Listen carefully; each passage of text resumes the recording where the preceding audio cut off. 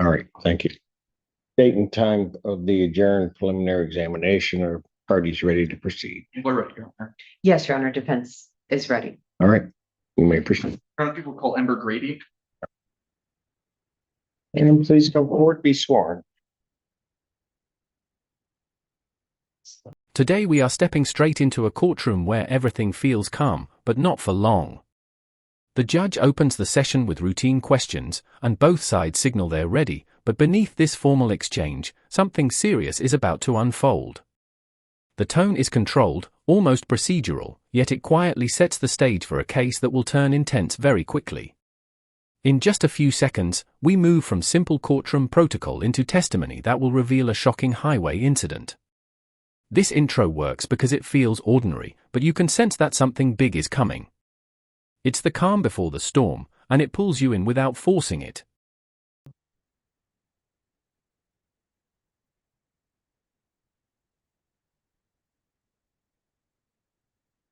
Would you raise your right hand? You solemnly swear to put your testimony about what today's worth, position you the whole truth, that truth.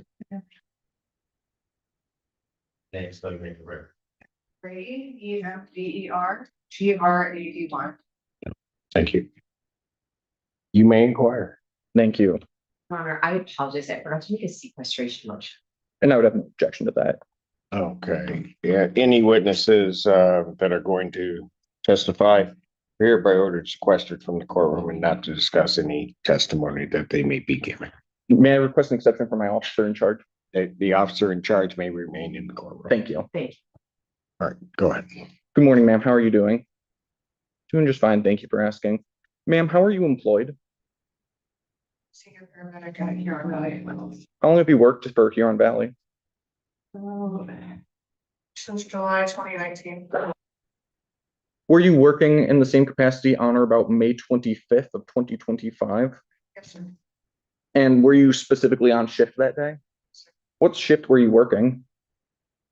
Regular. What shift is that? Fine. Was 7:30 p.m. 7:30 a.m. So you were on shift 7:30 p.m. the night before the 24th, is that correct? Yeah. All right. That should be fair. No problem. Specifically in the early morning hours of May 25th, 2025, were you ever on I-94 Adderton US 12? Why were you there? Fiance goes to another call in Belleville. We needed to take the report. When you say we, who's we? My partner, What's your partner's name? Alex Shankowski. While you were en route to that call, did anything happen that caused you to stop on I-94? I guess we spotted a man who was new on the shoulder. Do you remember which way or which direction of traffic on the highway you were? Eastbound or westbound, I guess. Okay. And you said that this individual was on the shoulder. Which shoulder? The right one, it's like the slow lanes. Okay. What did you do when you saw this individual?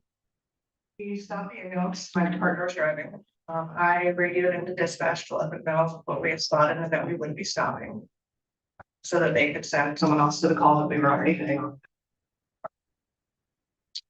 And then I had radioed that we were stopping. We asked for police to come to our scene, and my partner started to put the emergency lights on. He started to reverse the ambulance to try to get closer to the individual.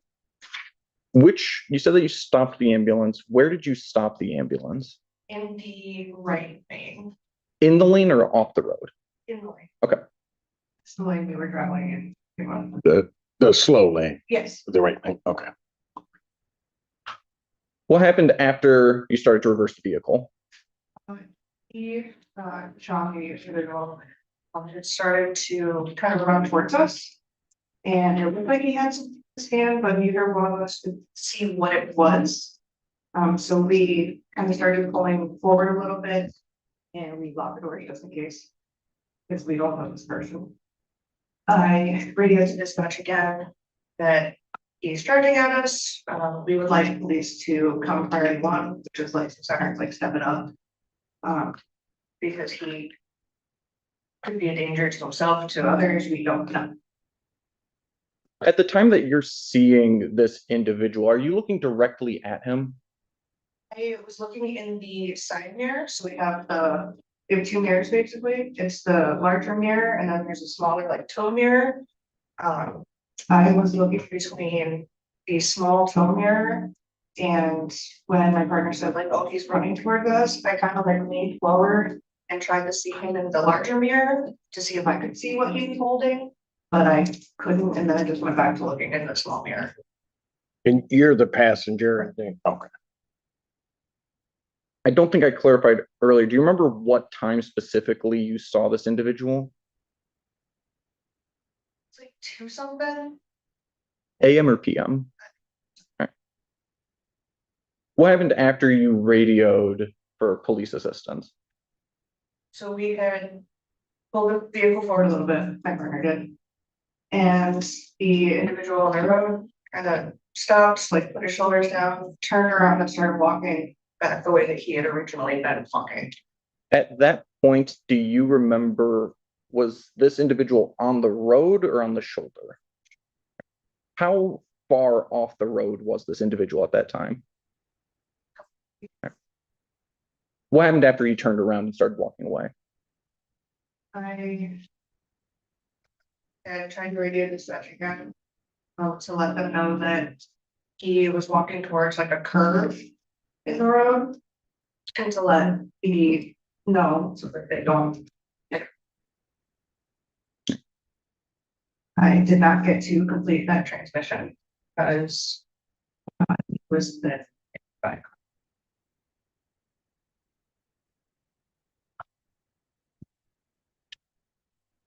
When you say the individual was hit by a car, do you know what type of car it was? You can tell that it kind of like continued by my passenger door. I saw the headlights and a general. Can I just stop you there, because I'm trying to get it, when you say continued past your door, that's the vehicle did? Yes, Okay, go ahead, Mr. Cookle, sir. so I saw the headlights, the general outline, I saw that it was a four-door sedan in dark in color. With like not the LED headlights, like the older final headlights. And I saw that it was kind of going sideways, like the headlights were pointing to my door. And it struggled to regain control and then came to a stop ahead of us.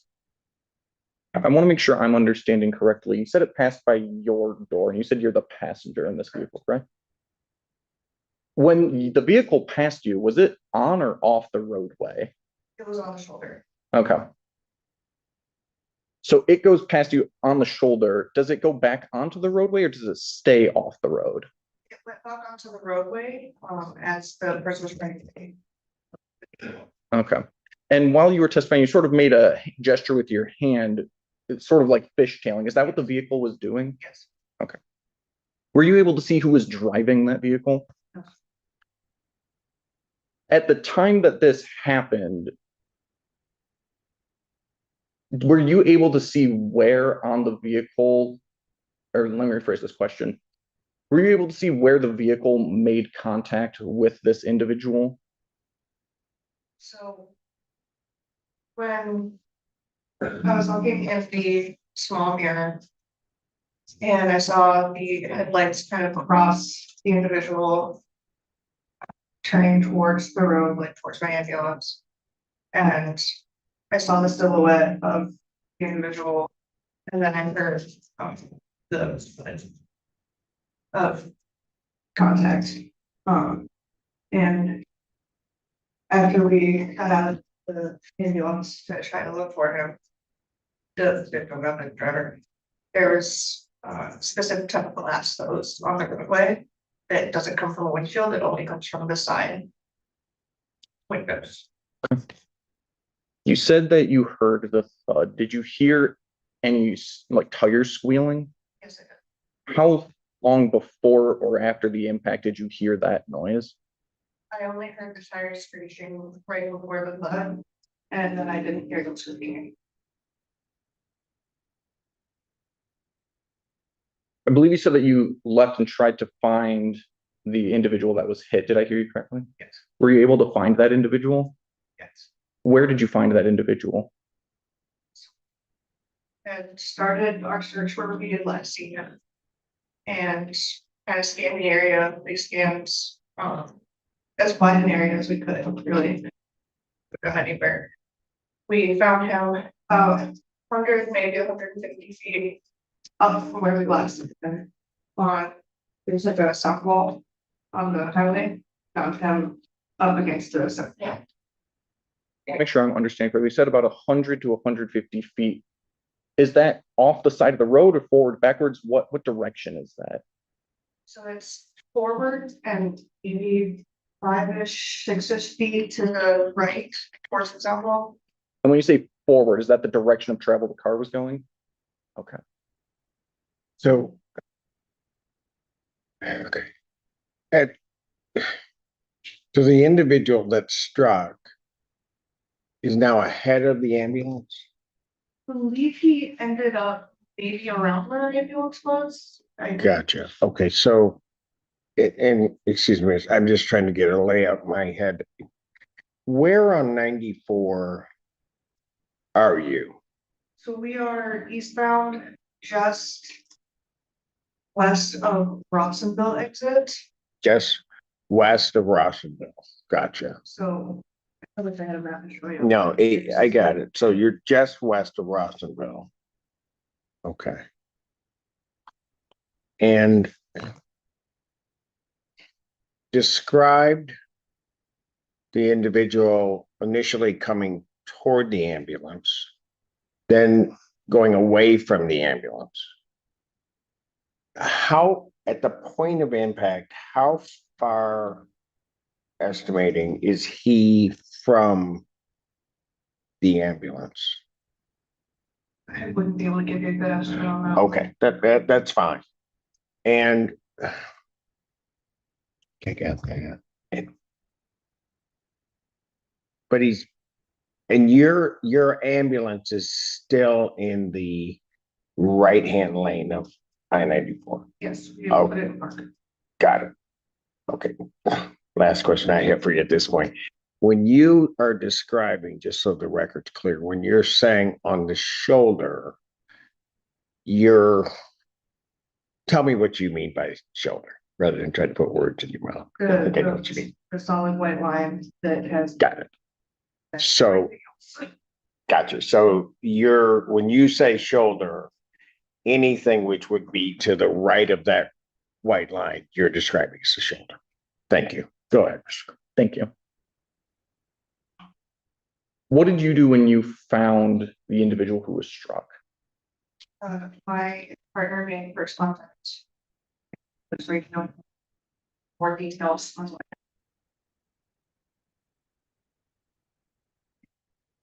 But I don't know, it was maybe like this deep, like a foot deep, and it was filled with water. He put a backboard over it, crossed it, got to the victim, and said, "I think I feel the pulse." So I determined that we needed to get him into the ambulance to do a further assessment on him and perform life-saving measures. At any time that you're doing this, did any individual from the car that struck this person leave the vehicle and assist? I did not see or hear any car doors opening or anyone get out of it. How long did the car remain on scene? I don't know how long. When we found him and I looked up, the car would come. How long did you spend searching for the decedent? Less than 30 seconds. So sometime within then, that other car left.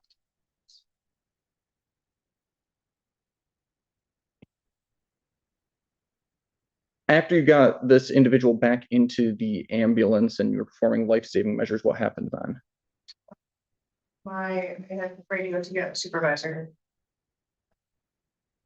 The supervisor showed up and another unit from our same company that happened to be going that direction and also stopped to give us some help. They got in and I was doing chest compressions And he, the way that our protocols work, if it's what we call a traumatic arrest, so no pulse, no breathing due to a traumatic cause, we have to put them on the cardiac monitor, look at their heart rhythm, and then call a doctor based on that. So that is what we. Were you able to, or let me phrase the question this way. Was this individual pronounced dead at any point that night? Yeah, Do you remember what time that was? I would have to look at my report. Were you able to identify who this individual was? I believe when we did it, we got his name later from, it was either the coroner or police found out his name. I don't know. Okay, that's fair. And just to be clear, when this crash occurred, was this in Washtenaw County? Yes.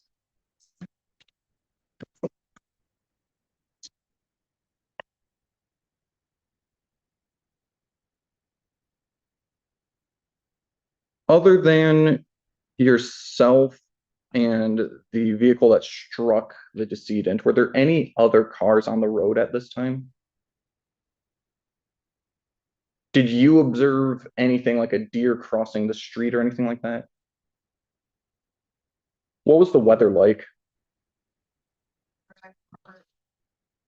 Just a regular night. Let me have just one moment here. And also, I just want to clarify something while you do that. At the time of impact, all of your lights on your ambulance are activated? Okay.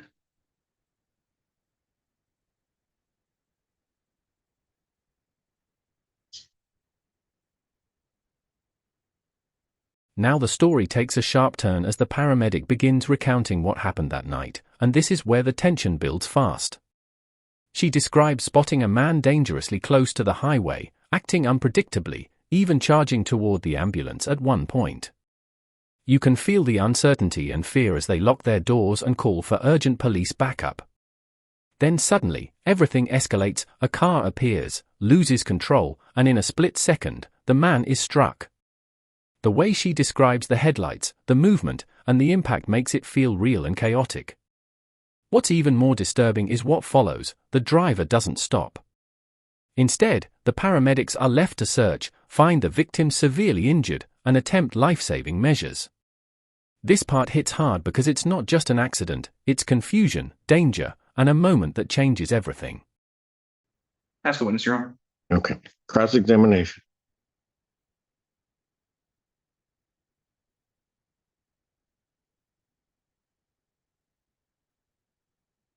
So, Ms. Grady, you remember talking to the police on the night that this happened, right? I believe it was Trooper Ryan that interviewed you on the scene, right? Okay, sure. So, one of the police officers interviewed you on the scene that night, right? And do you remember telling that officer that you witnessed a small black sedan hit the decedent? I'm sorry, just for the record, we need a yes. Okay. And you gave a lot of information today, details about distances and things you remember. Do you remember if you gave those details to the officer the night that this happened? I don't believe I gave just details. Okay. Do you remember going into specifics about what you saw in terms of the man on the side of the highway the night that this happened? I saw him. Do you remember telling the officer specifics about like where you saw him and what he was doing on this evening before the crash? Okay. But you don't remember giving the estimates as to the distance that he was located near the side of the highway, is that right? Okay. And I do want to clarify something as well. You said you located the decedent up against, you said a sound wall. Could you explain what that means? The the wall that's on most highways to prevent highway noises from going to neighborhoods. Okay. And you remember you testified on direct that you were looking in the area, you were looking for you were looking for the decedent, right? Do you remember seeing a variety of debris in that area as well? Do you remember seeing actually parts of cars in that area? What ended up being like a mud flat from a semi, there's a elbow on it, it was broken apart. It was in the shoulder. Okay. And do you remember there was also a back panel of a car from Cadillac? Do you remember that? Okay.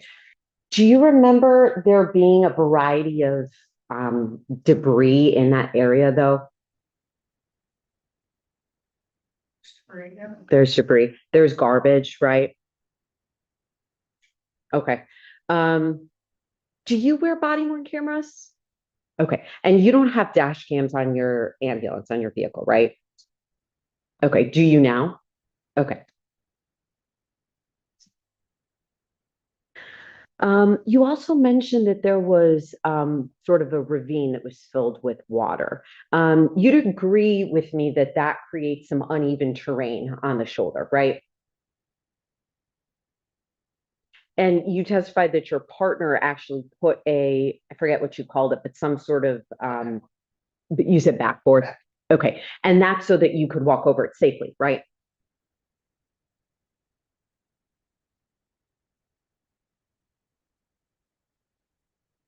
And I want to ask you some more questions about the sort of what the highway, this specific location of the highway. So you testified that there was a curve in the road. You agree that there's, as far as I-94 goes, it's a pretty substantial curve at this location, right? And so you testified that you heard tire screeching before you heard a thud of an impact, right? Did you see the brake lights on the car or do you not remember? The brake lights weren't facing me until it was in front of the ambulance. So no. Okay. Could you see tail lights or rear brake lights or not? Okay.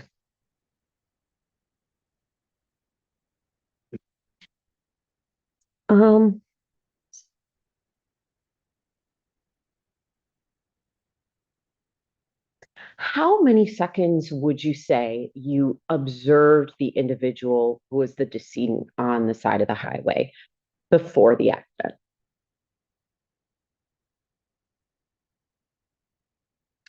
Don't know how many seconds. I would say it was easily at least 2 minutes. Okay, 2 minutes. Sometimes at least saw him stop, stood, go back and forth, but then he was. Okay. So you saw him, did your partner stop the vehicle pretty instantly after you saw him? As safe as possible. Okay. So you saw him stop the vehicle and then he reversed the vehicle, is that right? And were you observing him in the rear view mirror for that duration of the time? The side mirror. Okay. And you said at one point he was approaching your vehicle, so you locked the doors, right? And I'm sorry, just for the record, is that a yes? Okay. And you actually testified on direct that you thought he was maybe charging it at you, is that right? And you saw something in your hands. Now, would you describe that object as being larger than the side of a kind of standard hand that he was holding? Okay. Could you tell whether it was, what type of object it was? Not at the time. Okay. Looking at what was left in the road and that area was kind of just figured it might be the mud flat, but we don't know for sure. Okay. But you don't recall seeing many specifics as to the object that he was holding in his hand. Okay. Something. And to be clear, it wasn't really your job to look closely in the scene once you found him. Is that right? Do our best to get as much information that would lead to treating the patient. But not in like the police officer, law enforcement mentality. Okay.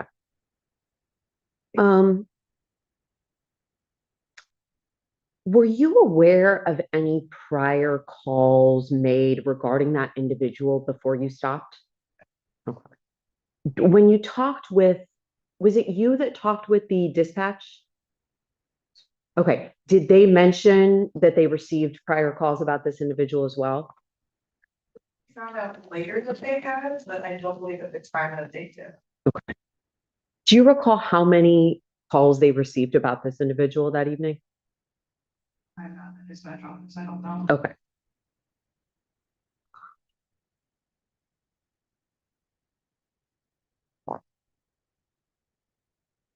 So do you recall how long it took police to arrive on the scene once you made that request?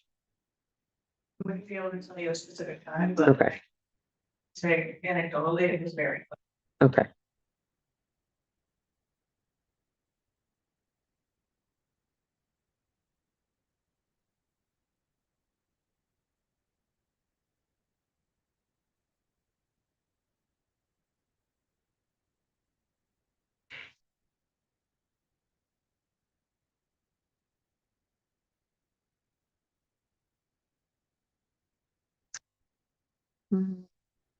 So you mentioned you had a supervisor come to the scene. Is that standard protocol or what led to that decision? Things hitting the door and the side of the ambulance. I thought that something hit our vehicle, it turns out it was just ground and stuff with the shoulder. There wasn't any actual damage. Okay. At one point, did you think that the vehicle that had hit the decedent also hit your ambulance? I didn't think that the vehicle itself did. I thought that maybe something had come off the vehicle and hit our ambulance.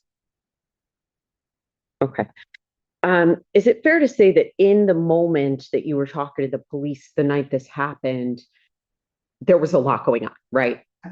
And your primary focus was tending to the patient, right? And you were saying information about what you thought you remembered in that moment while you were tending to the patient, right? So you didn't know if something had hit your vehicle, right? Once he was pronounced dead, I went and looked at our ambulance to see if there was any damage. Okay. Mhm. You testified in direct examination that there weren't any other cars on the road at this time. Um, wasn't it the case that you radioed for another ambulance to go to the location you were initially headed towards? That is not our job to do, that's dispatch's job. Okay. You, just to be clear, you did see other vehicles driving on I-94 that evening, right? You did see other vehicles driving in that location while you were talking to police, right? When you're talking to police, they had already shut the highway down. Okay, so they shut the highway down. Before they shut the highway down, there were other vehicles traveling on I-94, right? And it's my ambulance performing that. Okay. So before the accident, you had seen other vehicles traveling on I-94 that evening, though, right? During your shift. And that was around 2:30 in the morning, right?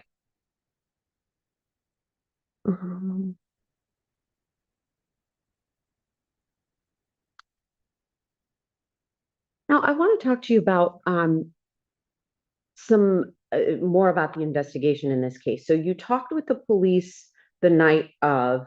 Did you ever have any follow-up interviews with any police officers? Yeah, exactly. Yes. So the last coordinator, the girl. Okay. And then who did you speak with the last court date? Prosecutor. Sorry. Just the prosecutor. Okay. So did the police officer do a subsequent interview with you at all at the last court date? Okay. So it was just that evening, as far as you can remember, that you gave your statement to police, right?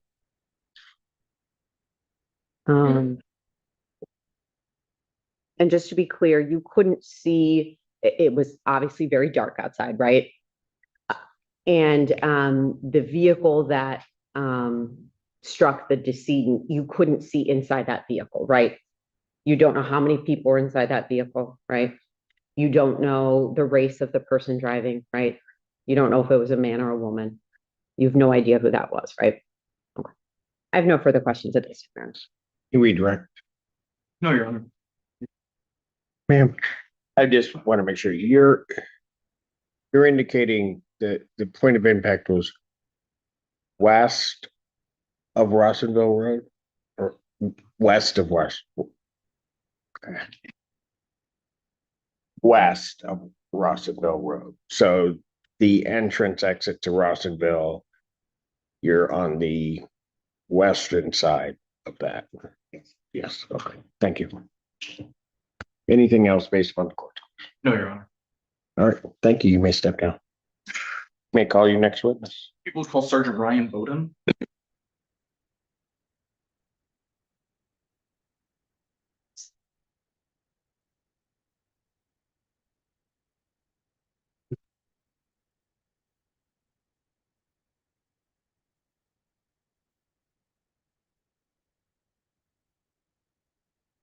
Apologize, I believe he may have just stepped into the restoration. All right, that's fine. There it is.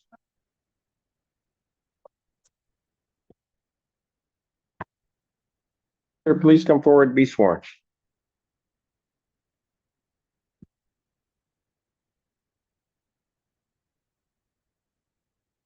Raise your right hand. Do you solemnly swear affirm the testimony about to give us the truth, the whole truth, and nothing but the truth, so help you God? I do. State your name, spell your name for the record. Name is Ryan Bowden, RyanBoden. Sir. You may inquire. Thank you. Good morning, Sergeant. How are you doing? Morning, sir. Sir, how are you employed? Currently as a sergeant, Michigan State Police, How long have you worked for Michigan State Police? 10 years. In what capacity over that 10 years? Trooper up to September of 2025. And is that when you got promoted to sergeant? Yes. Were you working for Michigan State Police on or about June 6th of 2025? Yes. And on that day, were you ever asked to assist with investigations related to a crash that occurred earlier in May of that year? Yes, that was. How were you assisting with that investigation? I was asked to speak to an individual who advised he has information about that incident. And then later on to inspect the vehicle and attempt to interview someone possibly. At any point on June 6th of 2025, did you have a conversation with an individual by the name of Corey Folk? Yes. Do you see that individual in the courtroom today? Yes. Can you please point to them and identify them by an article of clothing that they're wearing? Sitting to my left, wearing a blue suit and a red tie. The record may reflect the witness has identified the defendant. Without objection, the record shall so reflect. Why did you speak with the defendant on that day? The initial conversation that I had that morning, that person identified Mr. Objection. What's your objection? Well, hearsay, and also relevance, we already have to The find. statement is going to go to his state of mind as to what he did. So it's not hearsay. Objection's overruled. Go ahead, Mr. Cook. I didn't know why I had Mr. Paul as someone who may have been involved. And so I was attempting to interview him as to damage. And when you say attempting to interview him, who is him? Were you able to interview the defendant? Where did that interview take place? At the State Police Jackson Post. At the time you interviewed the defendant, had you taken him into custody? No. How did the defendant arrive at the Michigan State Police Post? Transported him there. Did he agree to get transported there? At any point, let me rephrase this. Did you advise him whether he was free to leave at any point? I did.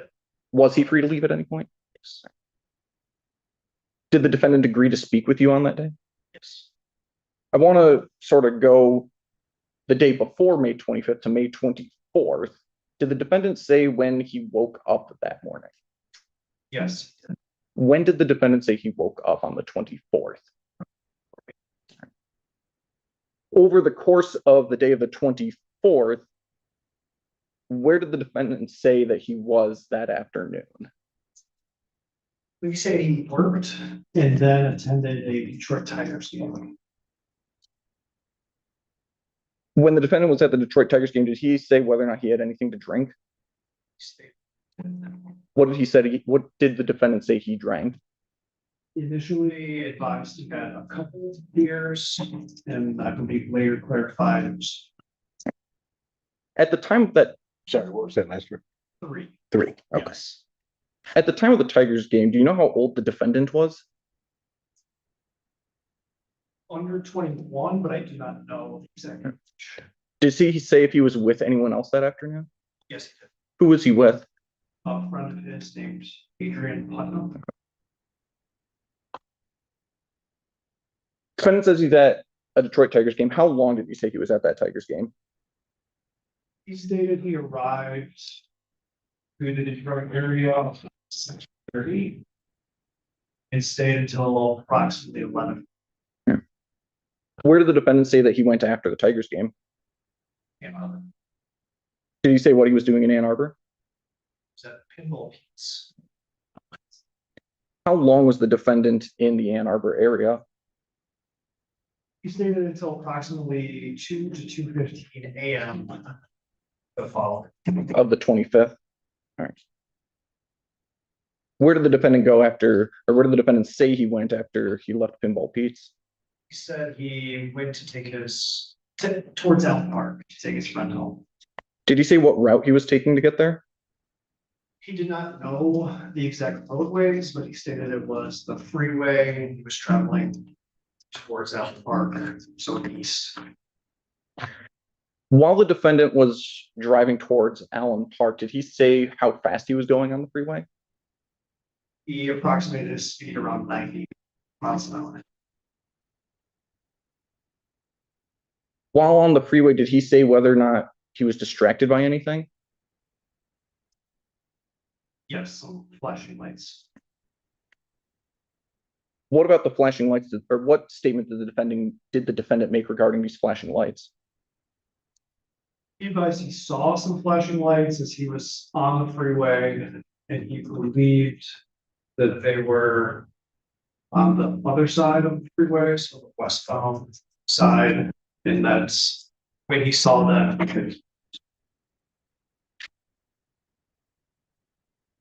Did the defendant say how hard he hit his brakes?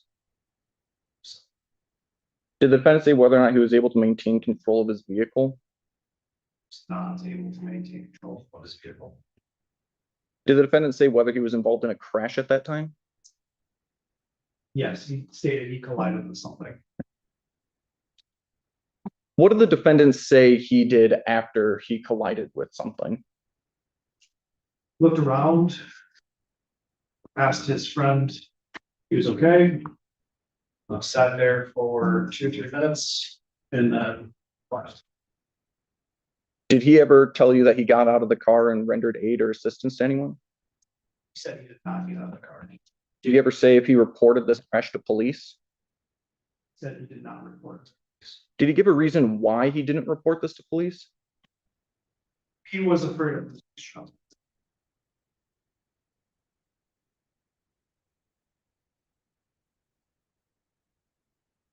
Did he say where he worked?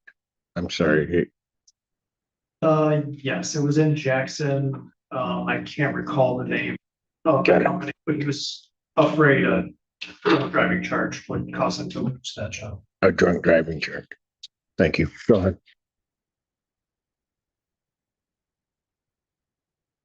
Other than drinking, did the defendant say he used any other sort of intoxicating substance? I asked him and he stated And did the defendant say what vehicle he was driving? his vehicle is Chevy Malibu. What sort of vehicle is it? An SUV, a truck, a sedan?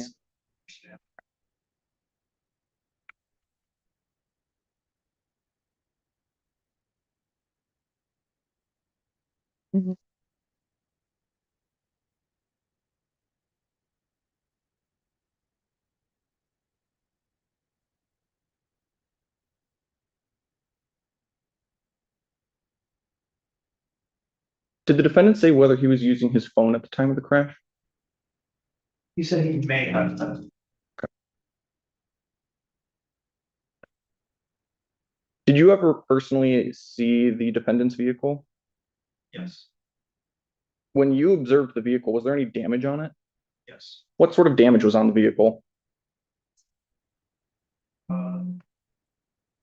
Dent, I guess, best described as a dent on the rear quarter panel, Which side? right side. So passenger side? Okay.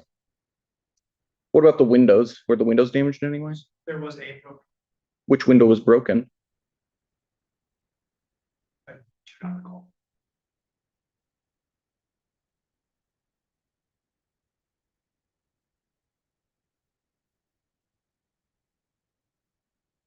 If I can have just one moment, please, Your Honor. Yes, ma'am.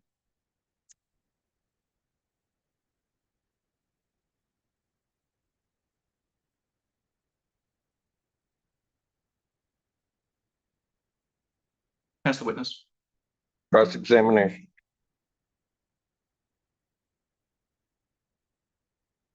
So Sergeant, you testified on direct that he said he did not report this to police. You actually got his name from Trooper Davis, isn't that right? Mr. Davis is not a trooper. Mr. Davis is employed at the police, isn't he?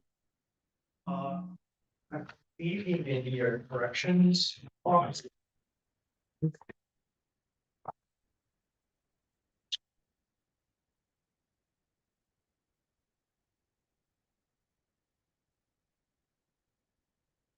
Brief moment, Your Honor. Yes.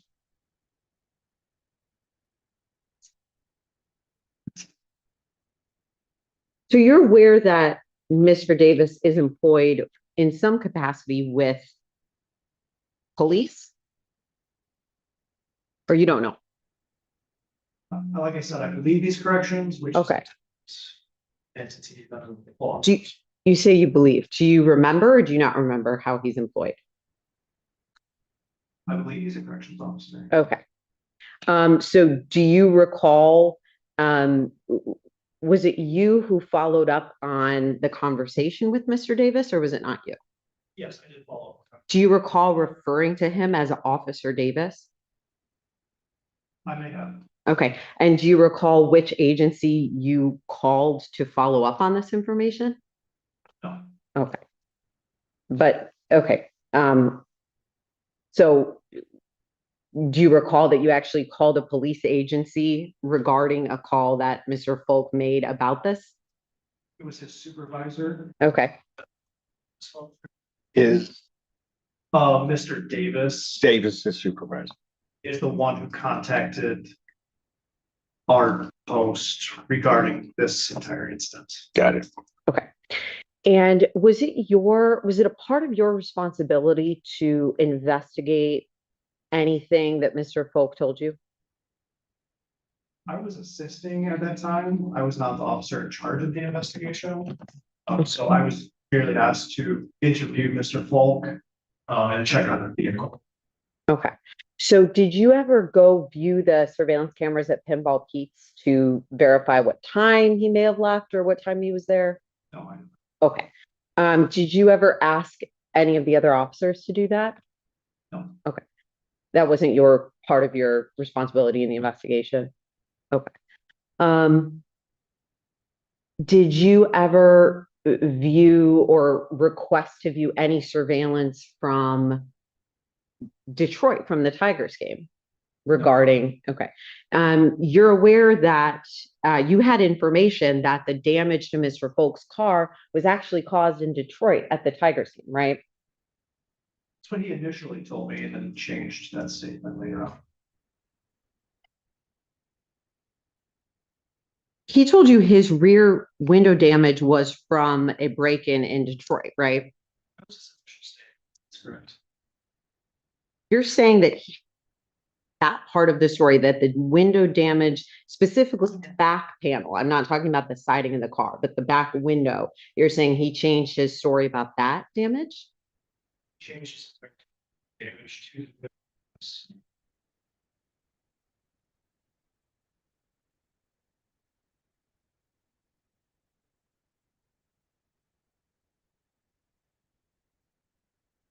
he told you that he had a witness who would verify that his car was actually broken into in Detroit, right?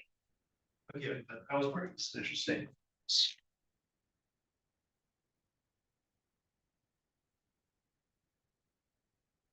Your Honor, permission, well, brief moment, Your Honor.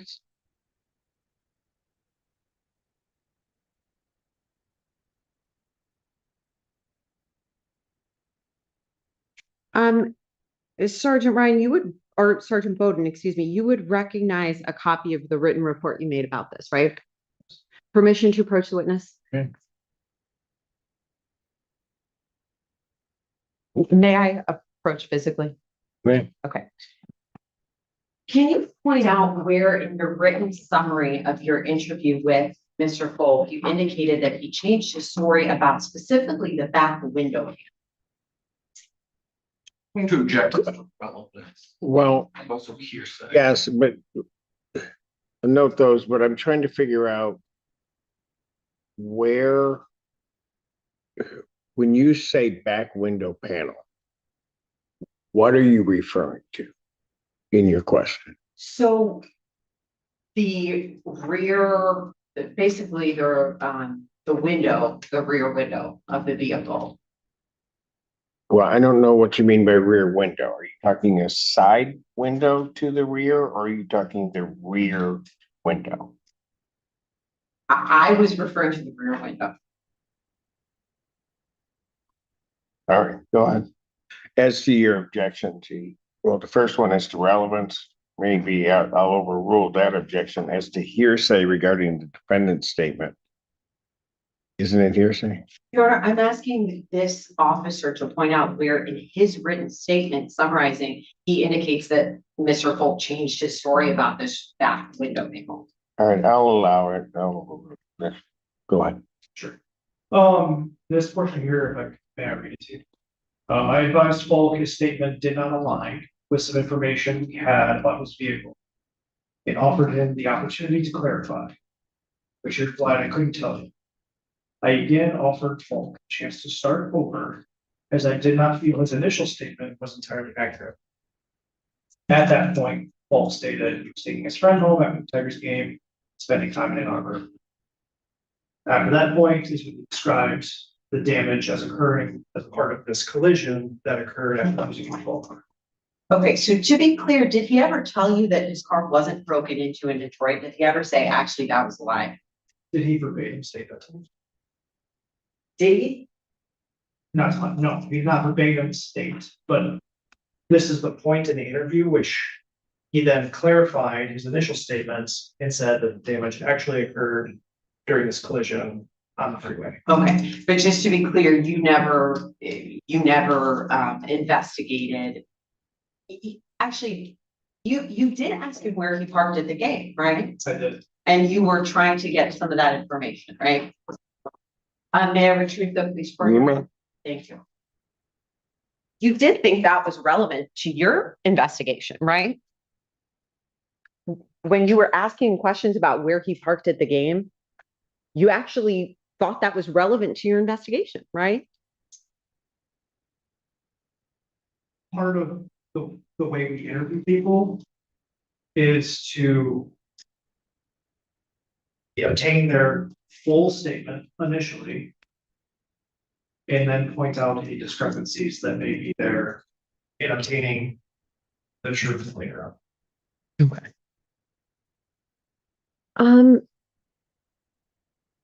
You started the interview by saying he wasn't in custody. Is that right?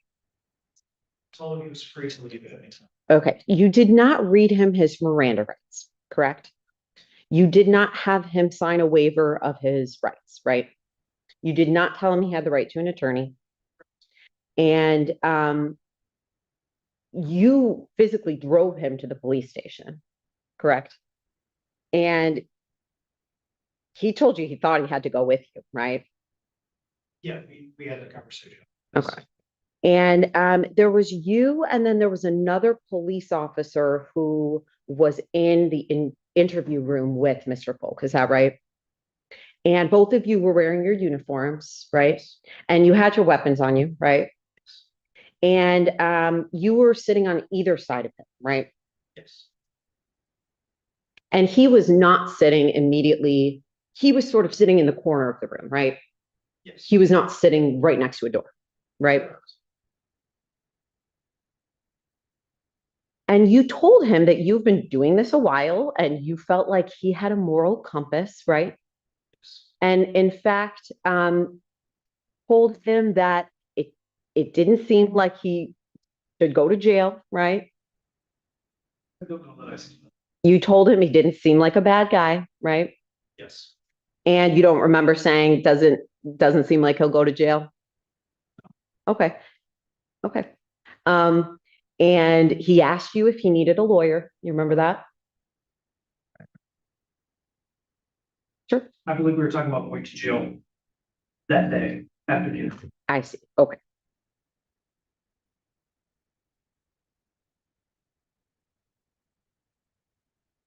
And in fact, you promised him that you wouldn't seek charges if he had hit an inanimate object. Isn't that right? I believe I told him that I was not worried about leaving the scene of a property damage. Okay. You promised him you wouldn't charge him with that, right? Well, I'm good. What relevance would it have? The officer doesn't charge.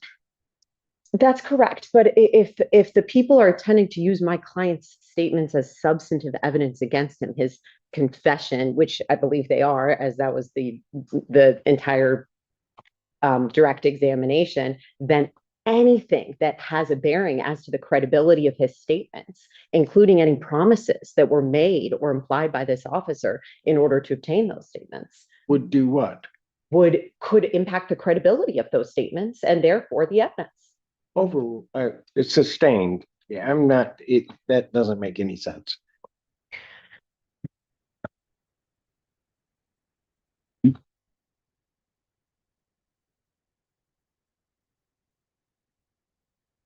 Did you ever follow up with the witness he told you would verify what he was saying, Adrian Putnam?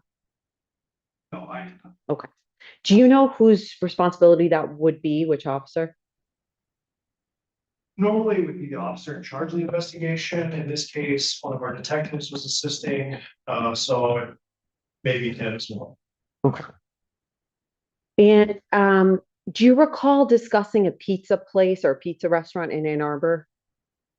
Yes. Do you recall the name of which pizza restaurant he was allegedly at? Okay. So you didn't follow up on that aspect of the investigation. Is that right? After the interview, correct. And you were taking some notes on a notepad during this investigation, right? Did you save those notes?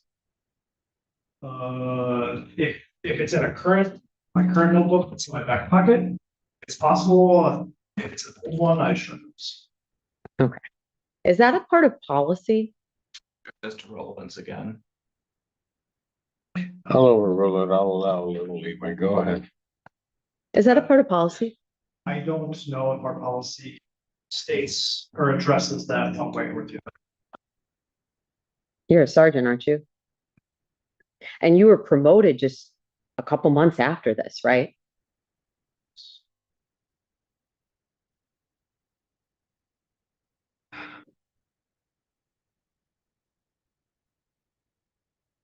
Did you ever listen to any of the 911 calls on this evening? No. Did you ever obtain any police reports relating to this investigation?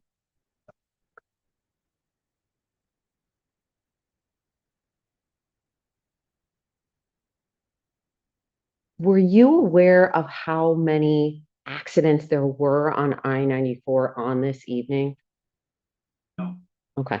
Were you aware that there was another accident around the same time frame in that area on this night?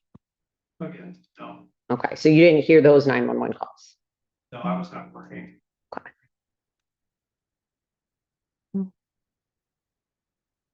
And you never investigated the scene of this accident, right?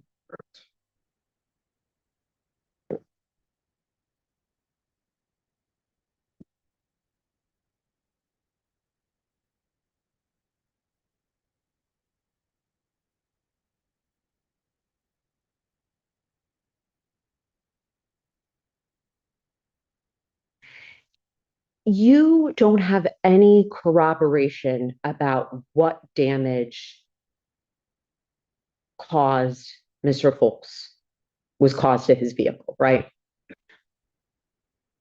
None other than his statement. Okay. I have no further questions, Your Honor. For point of clarification, the record is clear. There was an initial statement regarding damage to the vehicle that the defendant gave that it occurred in Detroit. That's correct, Your Honor. Subsequent to that, after additional questioning, he changed that, the damage having occurred on 994. That's correct. Yeah. Okay, thank you. You may redirect. Thank you. Ms. Young? Yes.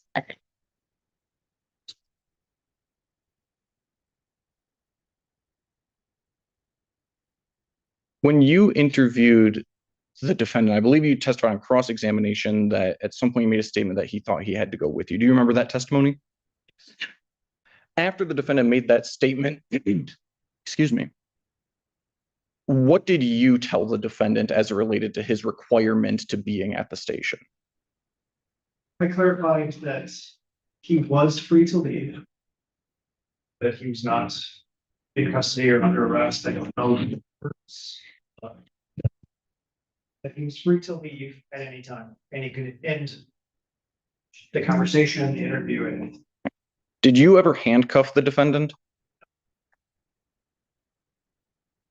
You were also asked whether you had any sort of corroborating evidence that goes to the damage on defendant's vehicle. Do you remember that questioning? Showing defense counsel's remarks, people's proposed exhibit number 2. I apologize, I'm going a little bit out of order here. May I approach the witness? Wait. Said exhibit J. Have you recognized this document? yeah, it's a state police laboratory report. Can you take a look at that document for me, please?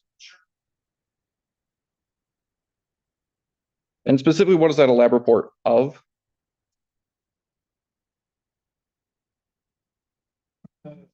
Appears to be from this case, and it is testing some swabs that were taken from the vehicle. And as well as In your review of that report, is that report a fair and accurate representation of a report or the report that was received on this case? yes. And people move to admit what's marked as people's proposed exhibit number 2 into evidence. Any objection or what here? Yes, Your Honor, permission of voir dire. Go ahead. So, Sergeant, you have no certification in forensic science, right? It's broad. Elaborate between us. Do you have any certification in forensic science? Well, that's broad. So you're gonna, yes, it is. So you're gonna have to restructure that question because that is so wide open. Okay, I was just Direct question. sure. Sergeant, you are not a forensic scientist, is that right? And you are not specifically trained in analyzing DNA, right? In my rules for this department. Okay. And you cannot testify to specifically what these results in this document means, right? Based on scientific knowledge, training. I can't testify to the testing procedures. Okay, to be clear, your name is not on this report, right? The person, forensic scientist, is Abby Newman, right? Correct. And in fact, this report was issued at the end of March, right? Of this year, March 2026. The reports of February 11th, 2026. Oh, do we have a different report? Your Honor, may I approach a witness to see? You may. Okay.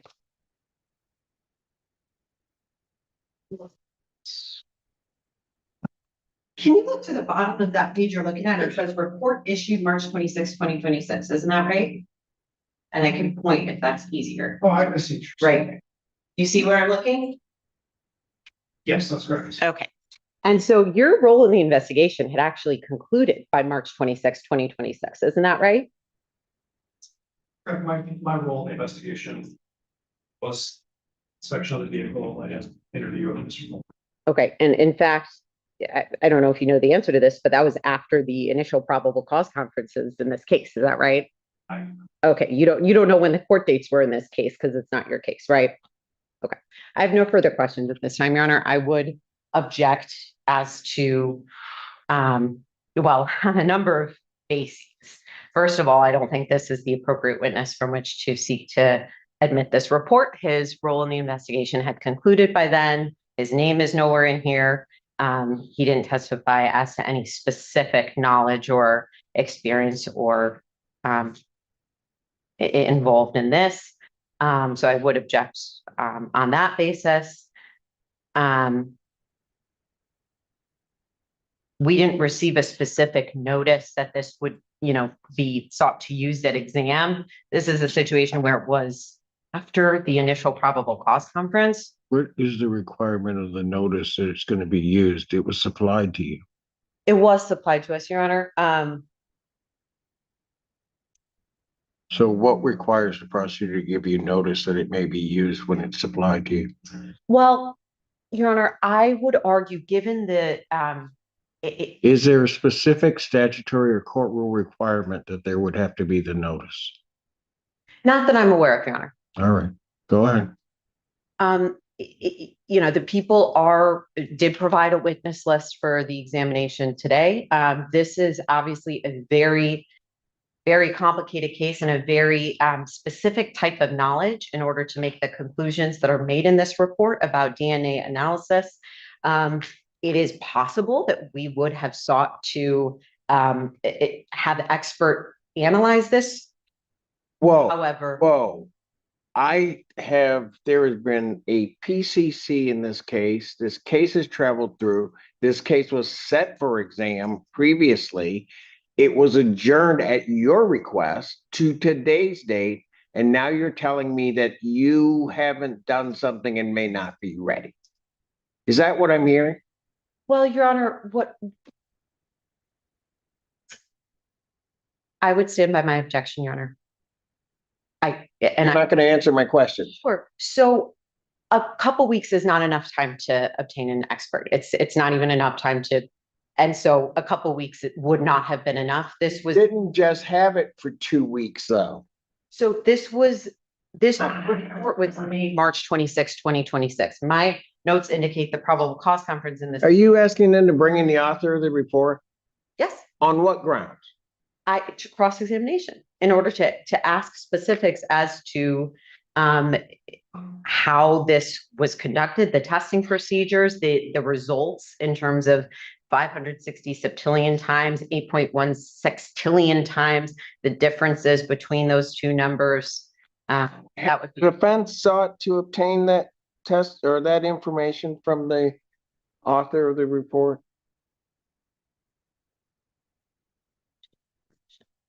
Sorry, you mean, have I called? You tried to get to the person that authored the report. I have not called the author of the report, no. Mr. Cook. I don't know if the court needs a response, but I would say I believe this is admissible pursuant to MCL 766.11b, specifically section 1D, that allows at the preliminary examination documents such as laboratory reports to be admitted without the author being needed for preliminary examination. Response. Your Honor, I would stand by my objection. I don't think there's been foundation for this. Objections overruled. Exhibit is admitted. Thank you. Any other additional questions of the subject? I would just move to publish that exhibit to the court. So.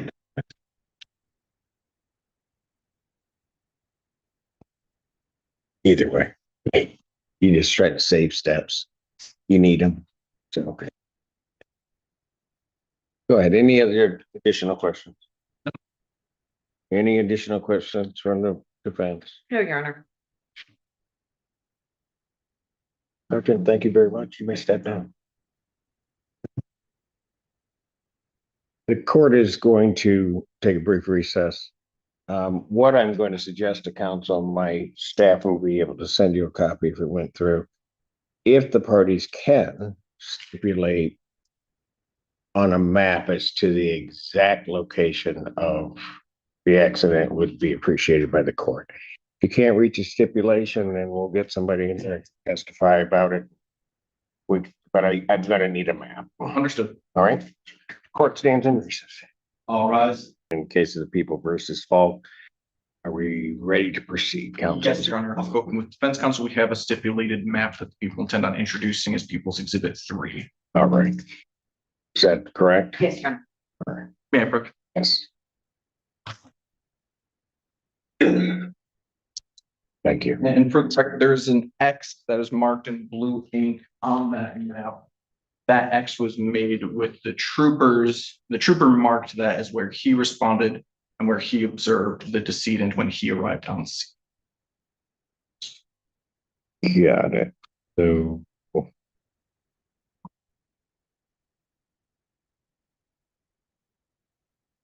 Okay. So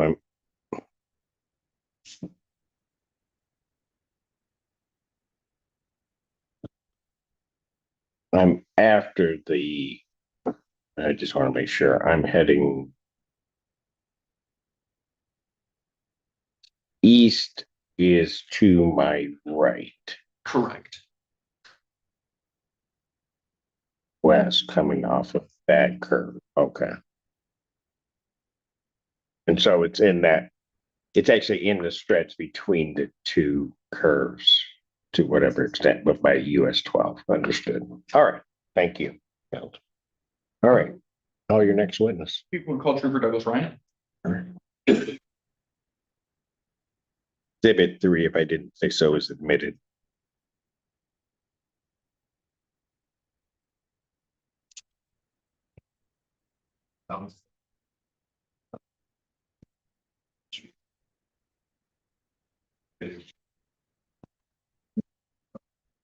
Douglas Ryan, EOULASRYAN.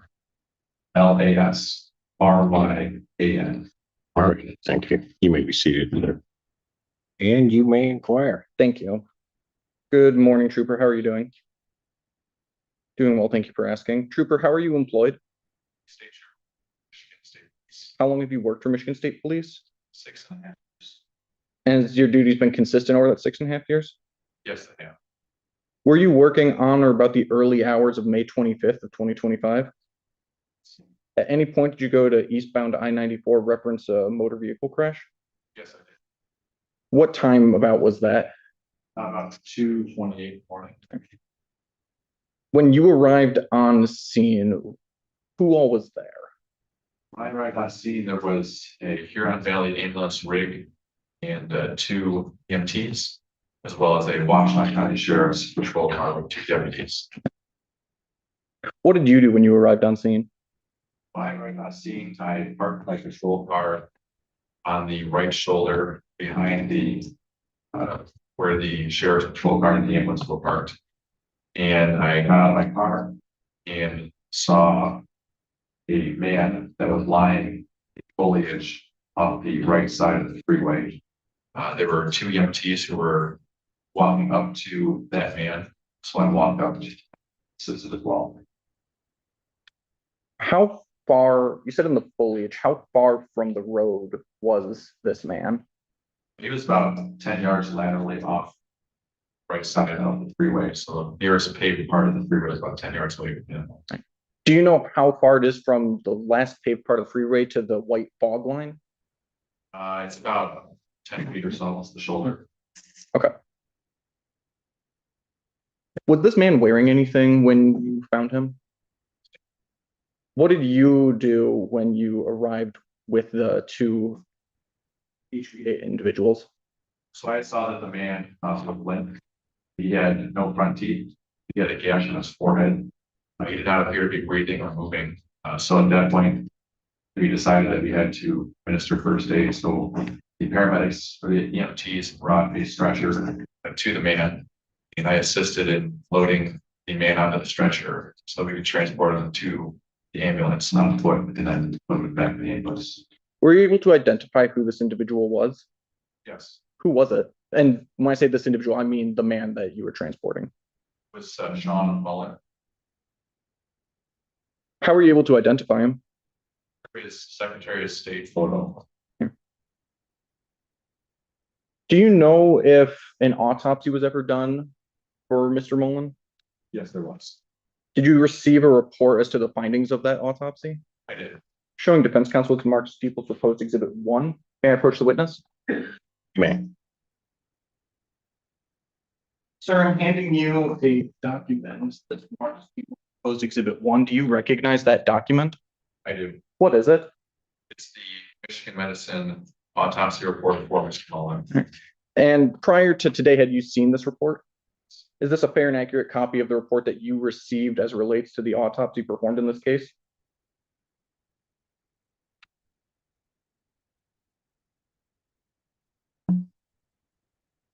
Yes, it is. Your Honor, people move to admit with Mark's People's proposed exhibit 1 into evidence. No objection. action or voir dire. No, you're- Exhibit 1 is admitted. Permission to publish to the court. Yes. And it up to me. Thank you. Go ahead. And sir, I realize I just took that document away from you. That document indicate the cause and manner of death. Yes, sir. It did. What was the cause and manner? The cause of the death was blunt force injuries and the manner of death was accident. One moment, please, Your Honor. Yes. And I don't need you to testify anymore to that. So if the court wants to take the document back, I apologize. It's making us work. Thank you, sir.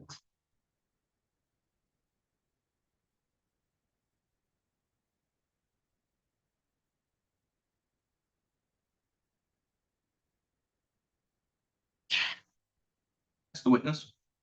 Cross-examination. Yes, Your Honor. So, I want to start at the beginning. Oh, here's this. I want to start at the beginning of this evening.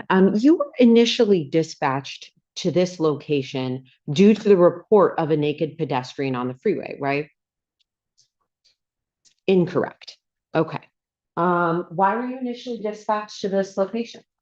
But I was not initially dispatched, there were other troopers who were going to dispatch this off to assist. Okay. What was the reason they were initially dispatched? Was a naked man on the freeway who was holding out. Okay. Sorry, so you said no to my question because you were not initially dispatched due to the report of a naked pedestrian. You were dispatched because there was an individual with an object in his hand. Is that right? Okay. So there was another trooper. Okay. Two other troopers were in patrol car. Okay. Once a dispatch sent to the call, myself and Trooper Headley, Uh-huh. and we offered to assist them in looking for this man. So we dispatched not to send us to the call. We offered to volunteer to assist with the call. Okay, Your Honor, permission to approach the trooper with his report? Yes. Trooper, I want you to look at the very first sentence of the report you wrote in this case. It actually says on the below listed date and time, Trooper Heatherly and I were dispatched to the below listed venue for a naked pedestrian on freeway. I read that correctly, didn't I? Yes, ma'am. Thank you. And you actually received multiple 911 calls about this pedestrian, isn't that right?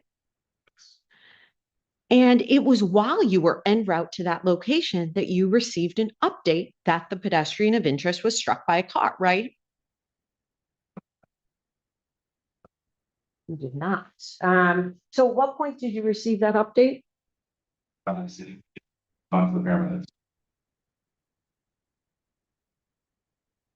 Okay, so just to be clear, it's your testimony today that you did not receive that update while you were en route. Correct. Okay, may I approach, Your Honor? Man.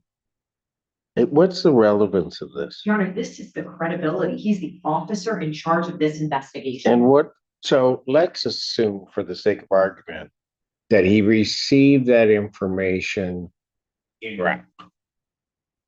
Why is that relevant? Your Honor, his answers to my question as to whether they, Why is it relevant to me?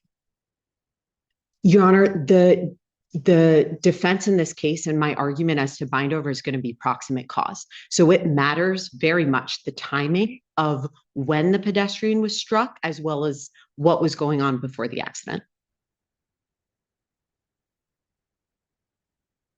But what, in answer to your question, what relevance is it going to be for me, even as to that issue?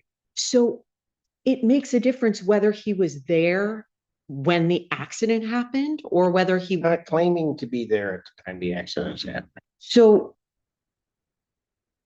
he's the officer who's in charge of this investigation, and he testified just now that he was not en route when he received any update. So I'm trying to figure out, again, just the timing of this series of events, what updates he received, what his investigation consisted of. In what way does that relate to proximate cause?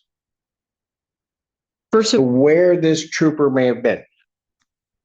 How does that, help me to understand how you even get there. Okay, so first of all, it is foundational, right? His investigation, I would argue, is very important to this case.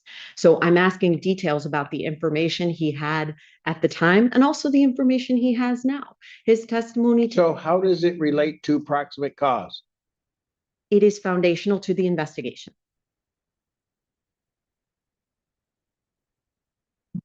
Any response? Go ahead, but make it quick, because this is illogical to me. So, Trooper, if you can read the second sentence of your report silently as I read aloud, it says, while we were en route, HPA advised that the pedestrian had been struck by a vehicle. I read that correctly, didn't I? It's kind of, it's correct.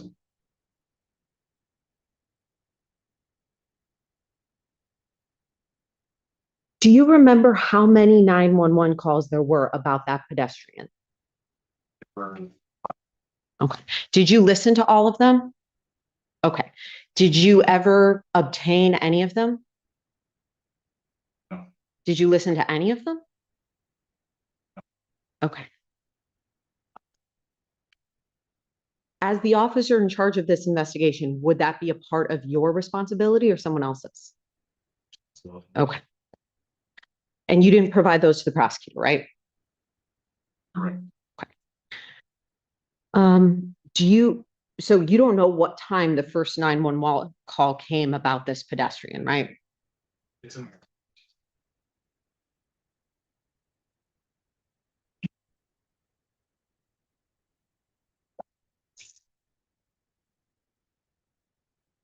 Would it refresh your memory to review a copy of your report?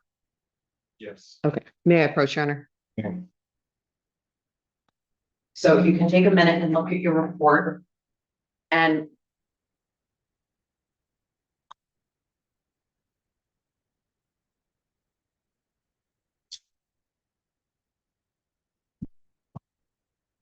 So the first call that was received at 1:03 a.m. by Van Buren Township PD.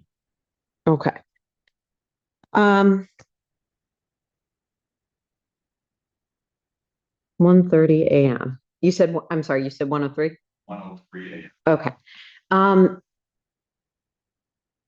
Do you know what time the last call, 911 call, was received? 2:28 a.m. Okay. All right. And once you began investigating, oh, may I approach to retrieve the police report? Right. Thank you.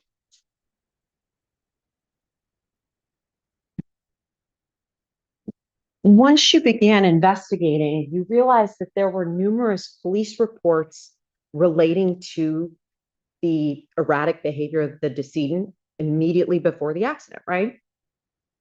Police reports.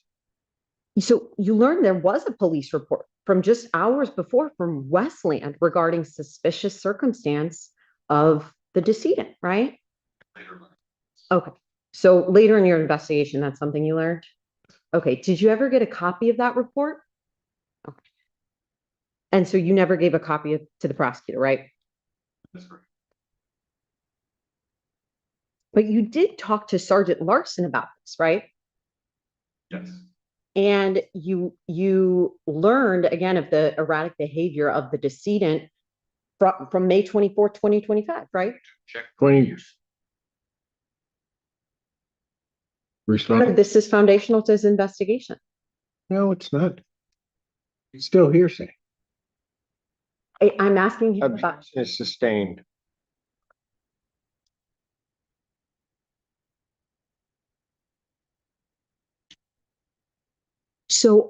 did you ever in your investigation come to learn of any details within the police reports concerning the decedent the day he passed? Okay, so you did learn of those details during your investigation, but that was not by reading the police reports. Is that right? That is correct. Okay, that was just by having a conversation with a couple other officers? Yes. Okay. And about a month before this incident, there were other police reports concerning mental health issues, right? Objection. Relevant. Relevance as to, again, proximate cause, his behavior and his actions leading up to his death severs the criminal liability in this charge. You got case law on that? I do. It is, well, the jury instruction references the intervening superseding cause. People v. Schaefer. Where would the intervening superseding cause be? I'm aware of that, but where would it be under these circumstances? So if, and I'm happy to continue. Answer my question. Sure. So if there's an individual who was high on cocaine as well as other controlled substances, had mental health issues, running around the freeway at 3 a.m. naked, that would constitute an intervening superseding cause that severs the proximate cause, that severs the criminal liability. And again, that's People v. Schaefer, 473 Mich. 418, 2005. So I'm going to let you go. That's not what that means, but go ahead. Okay. So, Trooper, about a month before this happened, there was contact with the Warren Police Department regarding mental health issues. What is the relevance of something a month before? How does that become a superseding or intervening cause? Well, I have two. Just proffer it to me, Ken. Okay. The first is it relates to his lack of investigation, and the second is Whose lack of investigation? the police. If they're aware of potential police reports regarding an individual involved in a case from a month prior and they don't get those reports, that goes to the credibility of their investigation. No, it doesn't. Okay. What's the other theory? So the other theory would be if there was mental health, erratic behavior of someone who's naked on the highway at 3 a.m, that could explain why potentially they would be running around a highway naked at 3 a.m. And it could, that I would argue would constitute a legal division of criminal liability in this case, criminal responsibility. I think your legal analysis is absolutely wrong in regard to superseding or intervening cause. I'm going to sustain the objection. I'm not going to allow testimony of this. Okay. So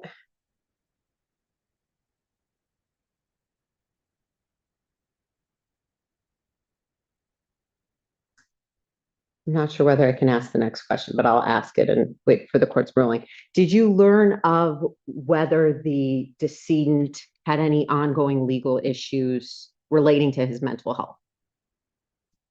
Going to object as to relevance again. Sustained. Okay. So to be clear, this is not a case where it was a head-on collision. Is that right? Correct. This was an allegation that the rear of the vehicle came into contact with something, right? Not the rear of the vehicle. Okay, which part of the vehicle do you allege came into contact with the decedent? The right side toward it. Right. Okay, so just to be clear, you're saying it was not the back of the car, it was the right side of the car. Okay. But again, that's not the front, right?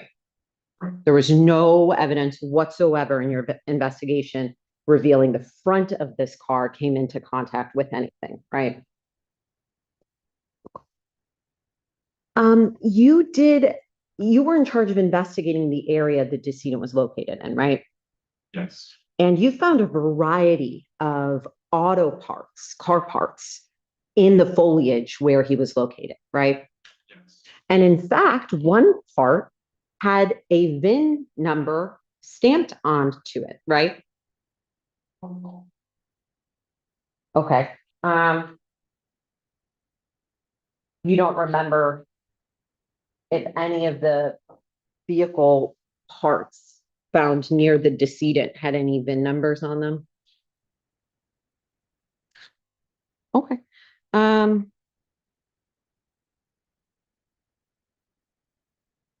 May I approach the witness, Your Honor? You can take a minute. Would it refresh your memory to take a look at your police report? it would. Okay. Take a look at the police report. And did that refresh your memory? So you did find a car part that had a VIN number stamped onto it, right? It's your testimony, you did not. May I approach the witness, Your Honor?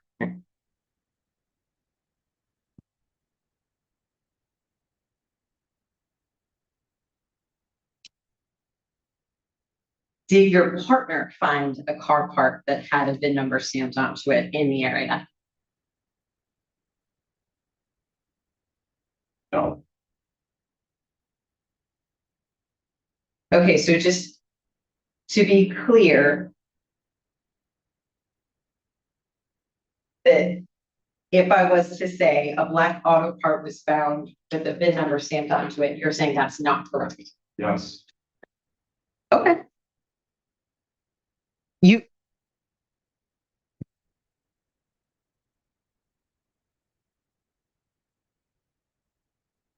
May I approach the witness again?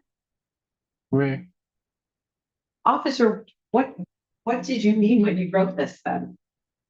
By the way, he's a trooper, not necessarily an officer, so you'll address him correctly. Okay. Go ahead. Just for clarification, so I can follow along, what page of the report are we on right Oh, sure. It's page 2, the first paragraph, Thank you. towards the end.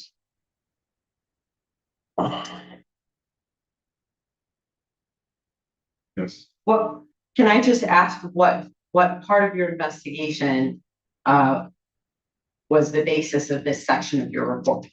So the number I believe you're referencing is not a thing. What number is it? The number right there, Yes. some identifying number, unique characters. Do you know what number that is? No, Okay, did you ever ask anybody?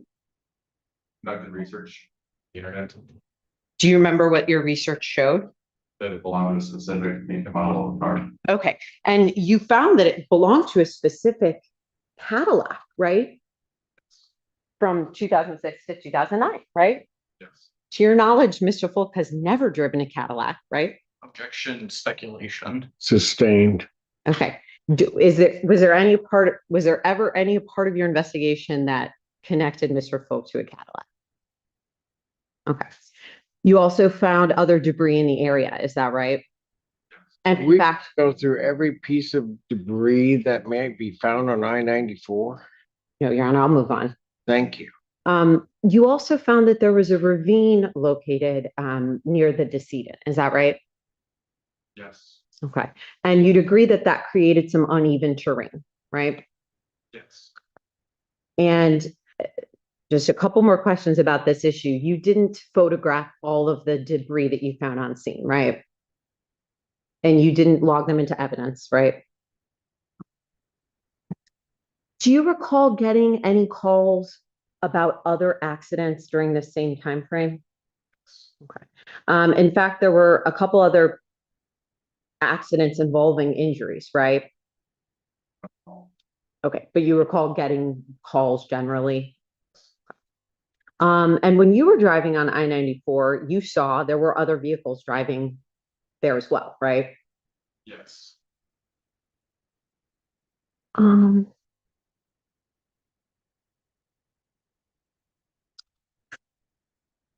Was it your responsibility to search the car associated with the decedent? No, Okay. Did any police officer ever search that car for evidence? Okay. Which officer do you think would, or is there any police officer that would know whether the decedent's car was ever investigated?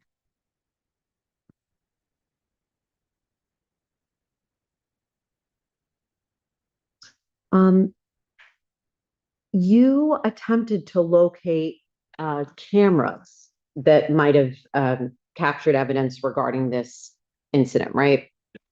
You were not able to find any license plate readers in Washtenaw County, is that right? And you didn't find any flock cameras in Washtenaw County, right? Did you seek to view any surveillance videos from any of the businesses nearby? Right. Okay. You did review the defendant's statements made to law enforcement, right? yes, You were aware that he indicated he was at certain businesses around the county, is that right? yes, Did you ever ask to view their surveillance videos?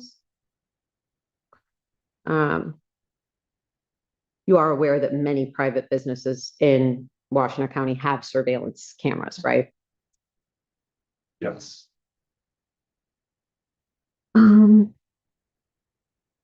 So I want to ask about the crash reconstruction investigation. You did have a crash reconstruction expert analyze this case, is that right? Yes, And you're aware, probably you were aware that the Bosch crash data was obtained, is that right? yes, And you reviewed their investigation, right? And they did ACM imaging, right? Okay. You're aware that no speed determination was able to be made, is that right? I know. Okay, you don't remember if there was any determination that was able to be made as to the speed of the vehicle? Okay. And I know that people admitted a map of the incident of the accident, but your investigation, the crash reconstruction expert indicated that there's no way to determine exactly where the decedent was struck. Is that right? Same.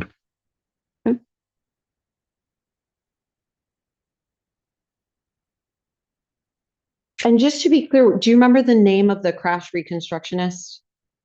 Okay, what was their name? Yeah, Okay. And did you oversee his investigation? Okay. Who did, if anybody? Okay.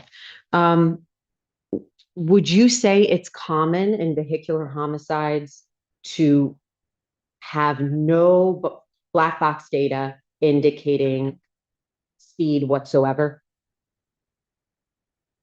I would say it's either common or uncommon. How many vehicular homicides have you been the officer in charge on? 2, Was this the first? Okay.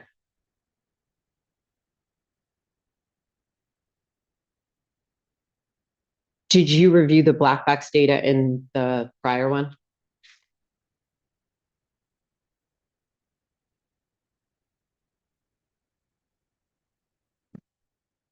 So did you actually review the black box data for this case? yes, Okay.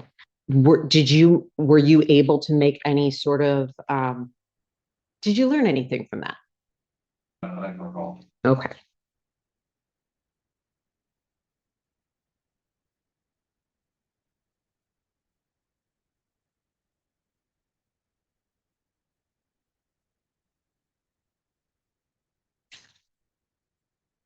And I know you were here in the courtroom when Sergeant Bowden was testifying about his interview with Mr. Folk. Were you the officer, or I'm sorry, for that requested he interview him? No, Okay. To your knowledge, Mr. Folk continuously asked if it was him who did this, right? I don't know. Okay. Did you review his statements as a part of your investigation? Okay, but you don't remember whether that was a question he asked?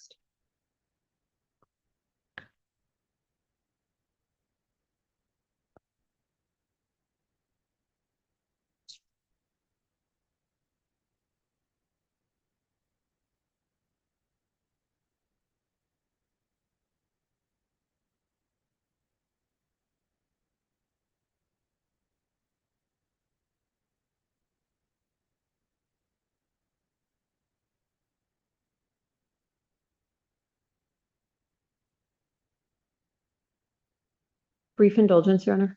Yes.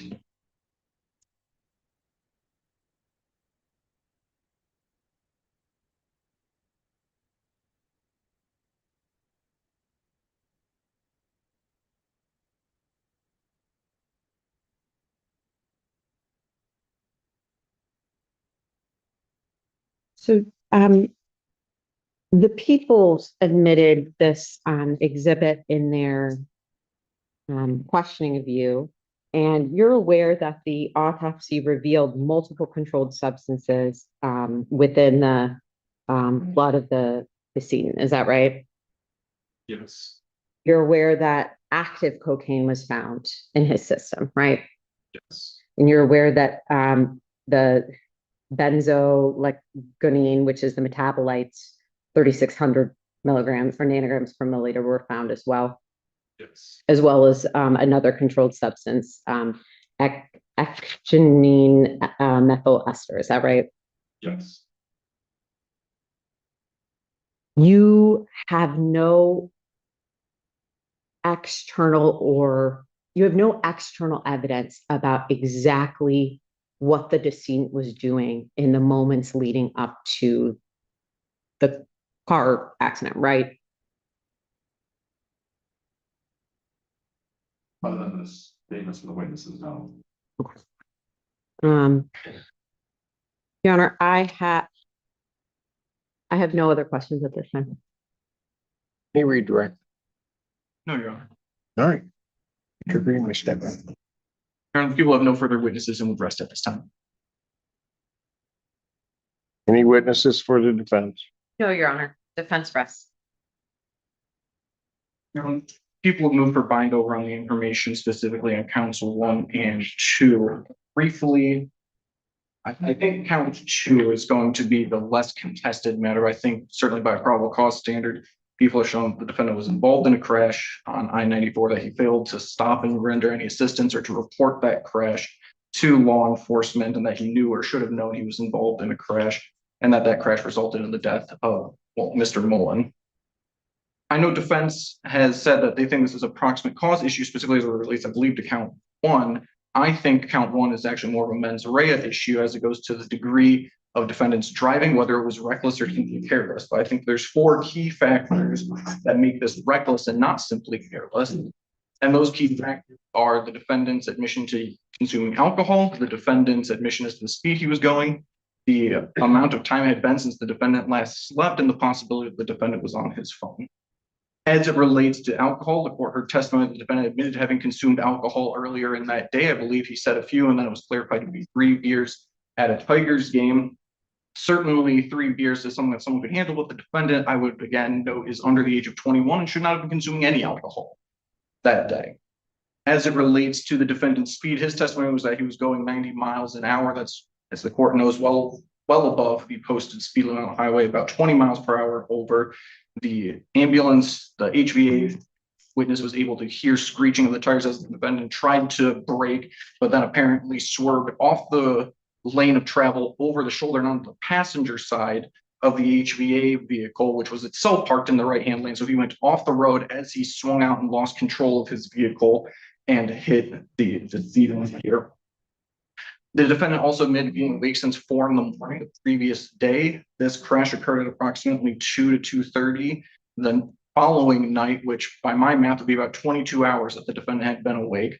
While the court did not hear testimony as to specifics of how lack of sleep can affect an individual's driving, I think the court knows and is plenty aware that sleep is incredibly important to being able to maintain concentration, be able to maintain a safe driving posture or mental posture. And the defendant nevertheless got behind the wheel and failed to do so, even though he knew that he was likely probably sleep deprived at that point.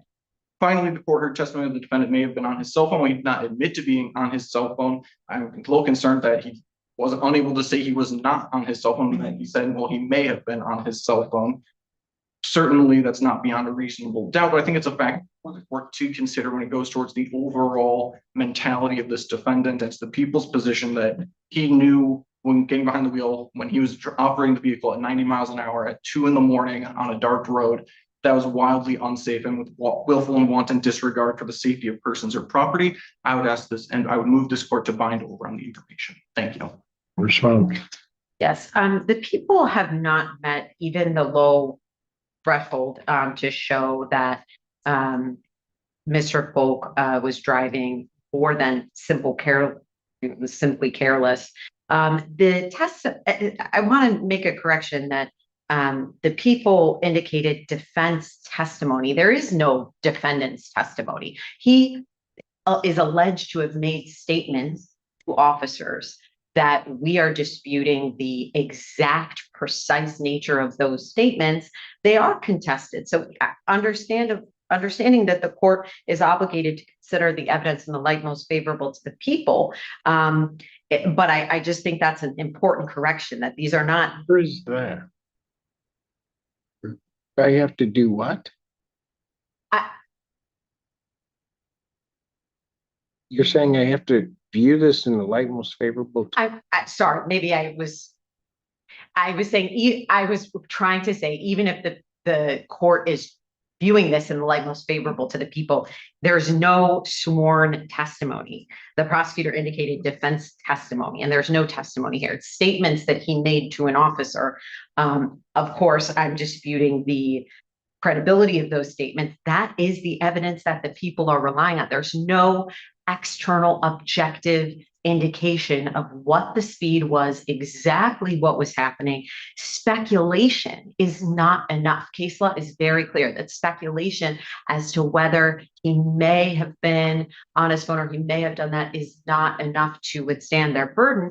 3 beers at a Tigers game at 6 p.m. does not indicate what the people are assuming it. Well, the court will take judicial notice that the Tiger game started at 7:15, so it's not 6 p.m. But go ahead. Well, I had thought that he indicated he drank the beers before the game begun. But again, that is one of the issues in this case, that they're using his interview as the basis of all of the evidence against him, is his interview with police, which obviously we have a lot of issues. What do you mean by that?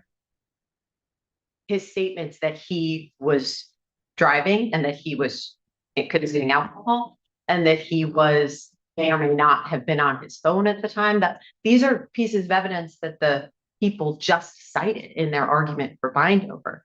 And we contest that they are legally sufficient to bind this case over on the charge of reckless driving causing death.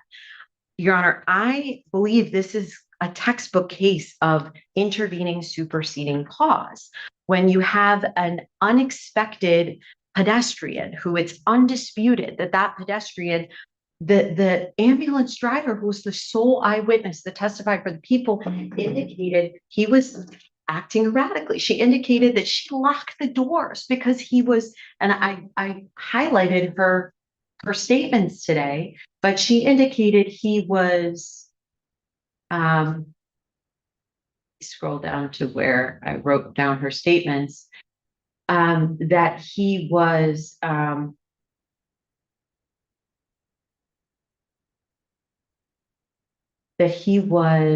running up to their vehicle and he was on the shoulder running towards us, holding something in his hand. She locked the doors to the car. I mean, that is significant that they didn't think this was a person who they were trying to reach out to give medical. They actually locked the doors.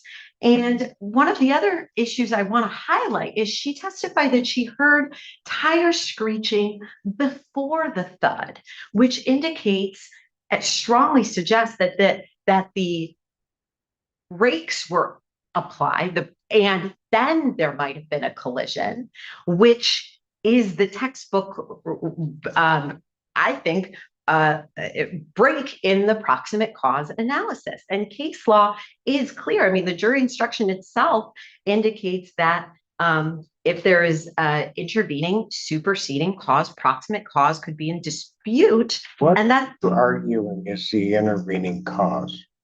the individual being on the side of the highway on cocaine, running towards cars on the highway at 3 a.m.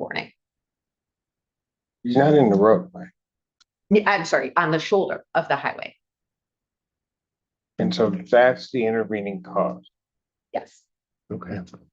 And I think case law is pretty clear that the criminal standard for proximate cause is different, of course, and more than a factual cause and more than the direct causal connection than the tort concept of proximate cause. I know I don't have to go into this with the court, but it is proximate cause in the criminal context is specifically designed to prevent criminal liability from attaching when the result of the defendant's conduct is too unnatural or remote. That's exactly what we have here. How is his conduct unnatural or remote?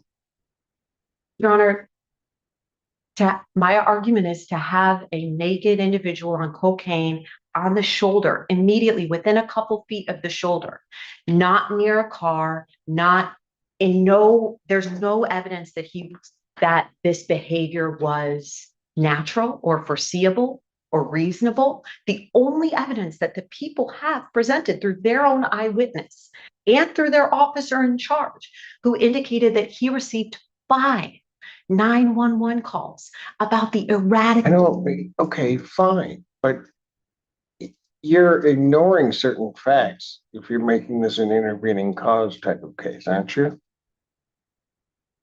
Your Honor, that is one of my arguments against Feinhofer, is that the people have to meet at every element, and there's no proximate cause here. They have not met that element. Even if they meet all of the other elements, even if this court is convinced that there is evidence of a factual cause, that there's evidence that Mr. Folk was driving the vehicle in question, which of course, we would argue against, but even everything else, I don't believe that there is any evidence of proximate cause. And so I don't believe the court can bind this case. When you're saying that there isn't any evidence of proximate cause, there's not enough evidence, excuse me, legally sufficient. what do I do with the lights on the ambulance?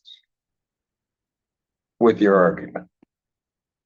Frankly, Your Honor, it helps my argument because it provides the reason for a break.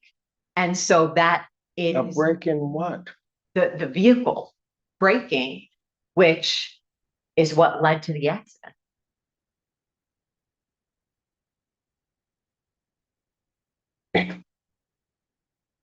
So the very fact that a driver must have their vehicle under control, I'm just trying to follow your argument, at all times, and that there is an ambulance or emergency vehicle with their lights on, is the intervening action that led to this? No, Your Honor, the pedestrians, that's the intervening. The ambulance lights that's not, just to clarify. The ambulance lights could, I think it supports my argument in that lights on a curve, and the court has the map. I actually printed out for the exam, but the court has the map. This is on a curve. So ambulance lights on a curve, a car braking, and having an individual within feet of the line on the side of the highway, not farther back. I mean, the ambulance driver herself said he was within a couple feet of the white line. He was right there. And so that is unnatural. It's not foreseeable. And that is the intervening superseding cause. Why would it not be foreseeable if I see lights on the road from an emergency vehicle, that there would also be people. It's foreseeable that there would be people in a manner consistent with rendering aid, but I buy your argument. Well, right, but if I buy your argument, which really isn't making much sense to me, but if I buy your argument, that means every time an emergency responder stops on the side of the road, activates their lights, a driver potentially could hit, say, a police officer or first responder of any type, but it's not foreseeable. You're arguing that it's not foreseeable that there would be a person out there. can I clarify? My argument is the behavior, and this is exactly why I was trying to get into the details of the erratic behavior. Police officers, ambulance, they behave rationally. They are lifesavers. They don't run across. Walk on the side of the road all the time and respond. Your Honor, the issue here is we don't have any. You've argued foreseeability. I'm trying to grasp that notion of foreseeability. If I'm driving down the road and I see emergency lights from an emergency vehicle, it is foreseeable that there will be people. People, sure, but not necessarily people who are on cocaine behaving erratically. I mean, I don't know what they're doing. But it isn't. You're saying it's not foreseeable that there would be a person there. That's really what you're arguing, regardless of what their behavior may be, because they're still off the roadway. Your Honor, to the extent that was not my intention to be my argument. My argument is in this specific case, given that there is evidence, there's undisputed evidence that the individual was acting erratically on cocaine. Counsel, how do you make the specific argument that it's not foreseeable, but only limited to the facts of a particular case? Because that is counter to the notion of foreseeability. Your Honor, the issue here is we don't know what the actions were. If it was a police officer or if it was someone who was there, they would be able to say, this is what the person was doing. We don't have that here. And I was trying to get into some of the 911 calls. Yes, we do. We have the testimony of the view of the emergency responder. So obviously the court is, is more aware than I of what she said, but she did testify that she said, he's charging at us. He could be a danger to himself, others. He was running with something in his hand. But then he's running away at some point. Right. And then the vehicle hits it.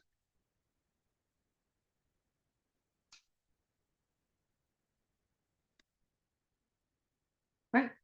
And she, Your Honor, my argument is it's the people's responsibility to put forth the specifics of if they're accusing and they're choosing to charge Mr. Folk with this, what was happening that led to this accident. And my argument is the specifics that she testified to, in fact, raise more questions than it provides answers as to how this person. You're all over the place. Because if you're arguing proximate cause and foreseeability, then I'm not following that. Because part of that argument is if I see emergency responder lights and I'm driving a vehicle on a roadway, is it foreseeable that there may be people?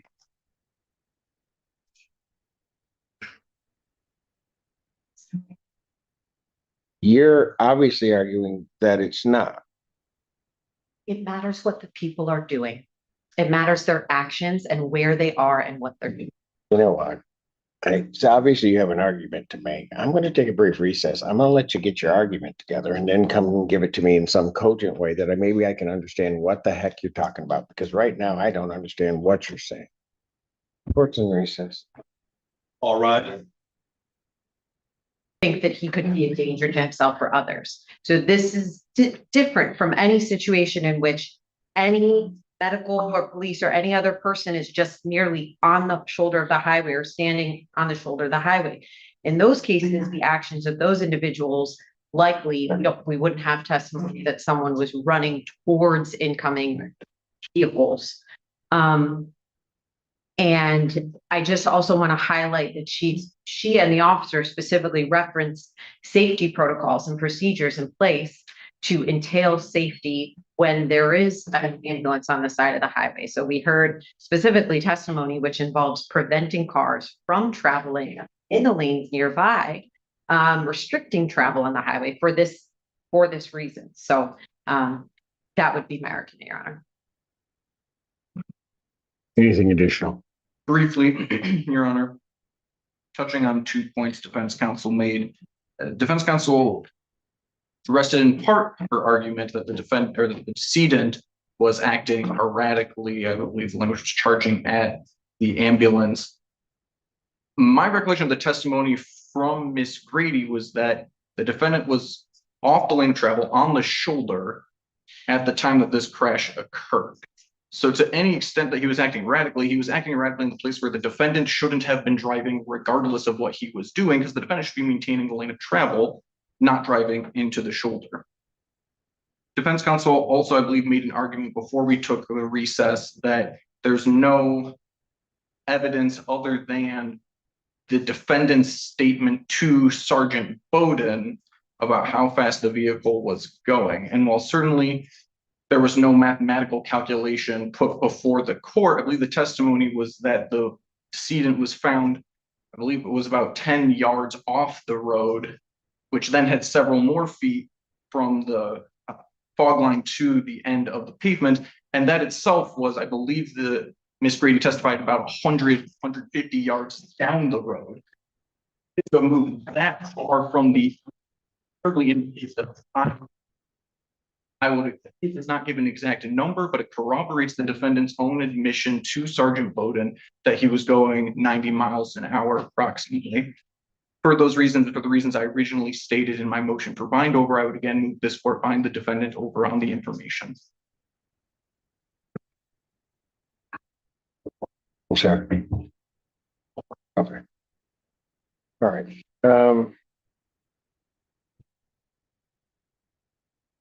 Let me just say at the beginning that I think that maybe the decedent's family back there, and I've been watching the defendant ever since sitting on the bench. The cases that defense of what might be negligent homicide, but they are always difficult because a lot of times in cases you have good people, you have bad people.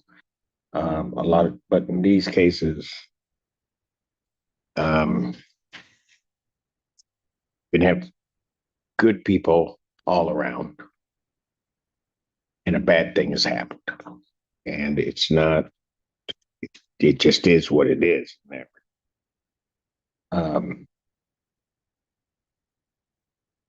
With reference to the arguments in this case, let me just say, I think, given the testimony in this case with reference to count 2, the failure to stop at an accident scene where there was a death involved, that being count 2, that the people have indeed sustained their burden on count 2. The testimony of the HVA responders, Miss Grady, particularly as to the vehicle going past the ambulance. At that point, then staying there approximately 30 seconds and then taking off, I think substantiates that charge.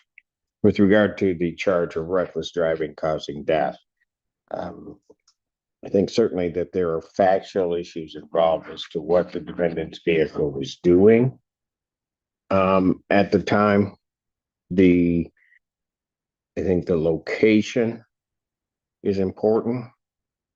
I think that the people, as it relates to that charge, have also sustained their burden. The court, and I want to make it very clear, the notion of superseding or intervening cause and the foreseeability of whether or not this individual would be here is not limited to this individual being there. Did he come across a circumstance which should have been foreseeable for a driver on a highway? Take all of that as to a determination of foreseeability and causation. One has to remember that the ambulance is there. I had specifically asked Ms. Grady whether the lights were fully activated. The lights are fully activated. That is consistent with the statement that the defendant gave Trooper. For whatever reason, he assessed the lights, at least according to what he told the trooper, as being on the other side of the road. And then the accident happens. I'm here to make a probable cause determination as to whether or not the defendant, there's probable cause to believe that he was driving recklessly, and that in driving recklessly, that caused a death. The concept of a reckless driving is driving with a willful or wanton disregard for the safety of persons and property. I think that when you have an emergency vehicle, you're traveling, by the defendant's admission, he was doing 90, which would be 20 miles per hour over. It's even more so in terms of an excessive speed where there is an emergency responder's vehicle, because one is required to slow to a point that didn't happen. I think there is certainly enough to believe that the defendant was driving recklessly, particularly since his vehicle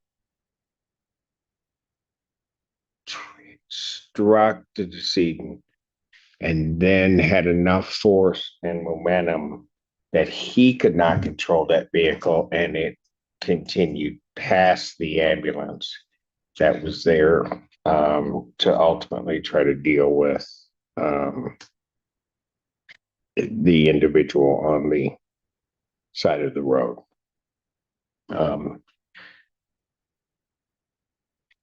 Maybe the argument of proximate cause, there might be a factual development that would lead that to be maybe addressed in circuit court.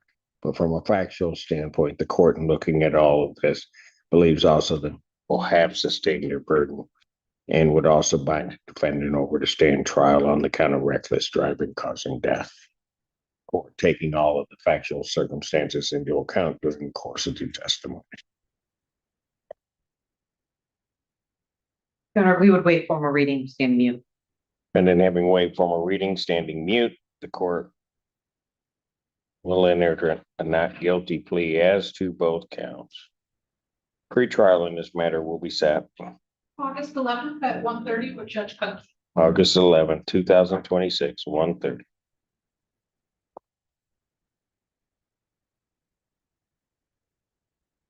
Anything as to bond? Nothing from the people, Your Honor. No, Your Honor, thank you. Bond will continue. When appropriate, may I approach to sign the information? Yes, sir. Mr. Bellinger, can I see you in back, please? Yes, Your Honor. This is where the case explodes into something much bigger than just an accident. Investigators step in, and we learn that the defendant himself admits he was driving fast, saw flashing lights, lost control, and hit something, but chose not to stop or report it. That alone shifts the entire narrative. Then comes the courtroom battle, where the defense starts tearing into the investigation, questioning every detail, every inconsistency, and even how the confession was obtained. It becomes less about what happened and more about what can actually be proven. As evidence like DNA reports enters the picture, the legal tension rises even higher, with objections and arguments flying back and forth. By the end, you're left with a complex, layered case where responsibility, truth, and procedure all collide, and nothing feels as simple as it first seemed.